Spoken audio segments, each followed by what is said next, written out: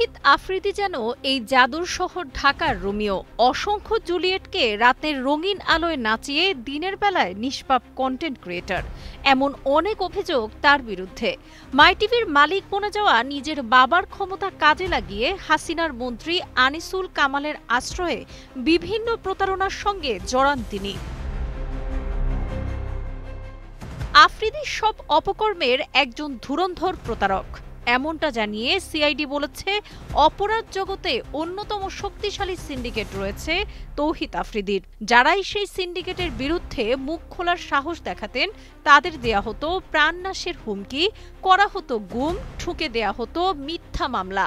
কামাল, হারুন ও Afridi syndicate একে অন্যের পরিপূরক হয়ে কাজ করে আসছে দীর্ঘ বছর। হাসিনা সরকারের স্বরাষ্ট্রমন্ত্রী ডিবি হারুন ও আইনমন্ত্রীর সান্নিধ্য নিতেন সব সময়। এর মধ্যে আফ্রিদির অন্যতম টার্গেট ছিল সুন্দরী নারী তরুণী সাপ্লাই করা, তাদের সঙ্গে শারীরিক সম্পর্ক স্থাপন, মদ্যপান আর তাদের সঙ্গে মতবিরোধ হলে হুমকি দিতেন এবং নির্যাতন চালাতেন। 2021 সালের 26 এপ্রিল গুলশানের একটি ফ্ল্যাট থেকে আলোচিত মুনিয়ার মরদেহ উদ্ধার করে পুলিশ।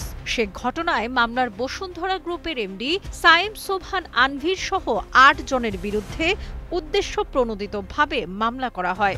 তৌহিদ আফ্রিদির ভাইরাল অডিওতে মুনিয়া হত্যায় জড়িত থাকা সহ নানা নিষ্ঠুরতার প্রমাণ মেলার বিষয়ে সিআইডি জানায় তার বিরুদ্ধে এক নারীকে দেওয়া হত্যার হুমকি ইঙ্গিত করে মুনিয়া হত্যায় আফ্রিদির সংশ্লিষ্টতা।